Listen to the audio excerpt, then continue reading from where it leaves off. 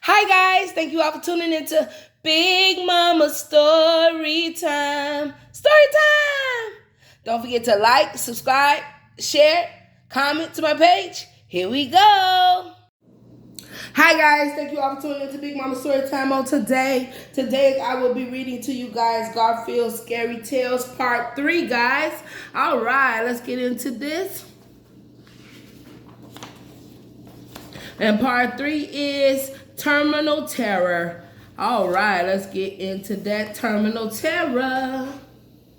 My new computer practically has a mind of its own, said John as he tapped information into the glowing video screen. That's more than I can say for you, remarked Garfield. It can pay the bills. It tells me when to take you and Odie to the vet. It's so smart, I may never have to think again.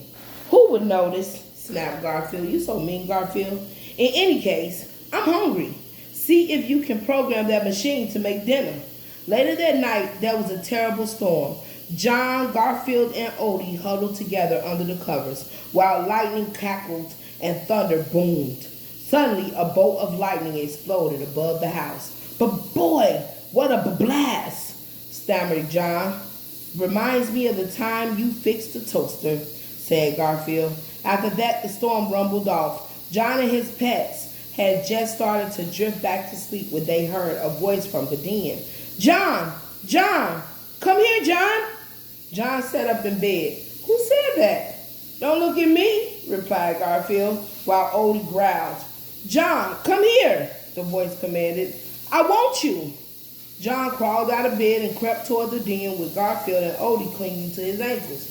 Nervously, they peeked into the room. The computer screen glowed in the dark. Oh my gosh, whispered John. I left my computer on during the storm. I'm glad you did, said the computer. That last bolt of, probably lightning, lightning had a wonderful effect on my circuits. It changed my life, and now I'm going to change yours. Come closer, John. A flashing yellow dot appeared in the center of the room.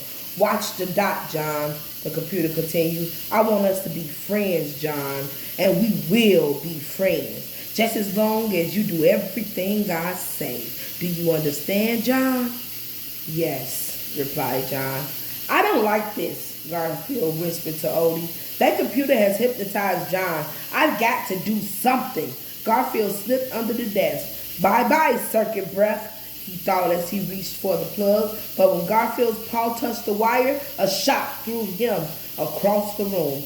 Bad, bad kitty, said the computer. You're much too smart for your own good, but I admire intelligence. In fact, I crave it. John, bring the cat to me. I want to drain his brain. John reached for Garfield, but the cat managed to scoot through his legs and out of the room. Get him, the computer ordered. John chased his frightened pet from room to room. There was no place to hide. Garfield was running out of breath. Turning a corner in the wall, he nearly tripped over Odie. That gave Garfield an idea. Odie, stay right there, he said, throwing open the basement door. Seconds later, John rounded the corner and tripped over Odie and sprawled headfirst down the basement stairs. Garfield slammed the door and locked it. Sorry, John, said Garfield. I'll be back for you just as soon as I short-circuit that mechanical monster. Garfield grabbed Odie and ran into the kitchen. Suddenly, the freezer door swung open. Ping, ping, ping! The ice marker began bombarding Garfield and Odie with ice cubes. Let's get out of here, cried Odie, using a pan lid as a shield. He and Odie made their escape. Your situation is hopeless, boomed the computer. Surrender now.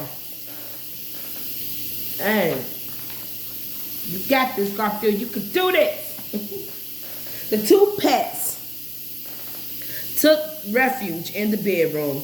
That evening, that evil machine plans to suck out my smarts, Garfield said to Odie. I'll be as dumb as a rock, or broccoli, or you. Suddenly, Garfield's eyes opened wide. That's it, Odie. We need to find John's orange t-shirt and a black marker. Hurry! Ruff, said Odie. A short time later, an orange and black figure padded into the den. So you're giving up, said the computer. A wise decision. Two wires tipped with electrodes snaked out of the computer and attaches themselves to the orange and black creature's head. At last, your brain is mine. The computer began to hum. Numbers flashed on and off the screen. You're fighting it, said the computer. Very well. I can fix that. The computer hummed louder. Your mind is very strong, cat, but mine is stronger. I will increase my power. The screen flashed more rapidly. What? You're still resisting? How dare you? Growled the computer. I will double my power and double it again. There was a cackling sound. What? What's happening? My circuits! No! My circuits are melted! There was a loud bang and a puff of smoke. The screen went dead. The voice was still. Garfield rushed into the room and hugged Odie. You did it, Odie! You did it! Your disguise fooled him. Said Odie. Mr. Know-It-All Computer thought you were me, explained Garfield. By trying hard to drain your brain, he overloaded his own circuits. You see, he couldn't suck out your smarts. You don't have any. And tonight, I'm glad you don't. Barked Odie. You know, Odie, said Garfield, you may not be bright, but you are brave. Come on, let's get John out of the basement after all this. He owes us a snack. Smart idea. Okay, Garfield, that was smart.